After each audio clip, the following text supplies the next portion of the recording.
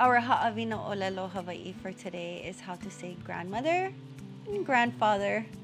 E ho'opili mai. Repeat after me. Kupunahine. Kupunahine. You hear that hine at the end, like wahine. That gives you a clue that that is the grandmother, the female grandparent. The next one is Kupunakane. Maika'i. Kare, being the grandfather or the male grandparent. Kupunahine, kupunakane. The root word of both is kupuna. And kupuna is the word for an ancestor or an elder. So let's say it all together, both of them. Kupunahine, kupunakane. Maika'i loa.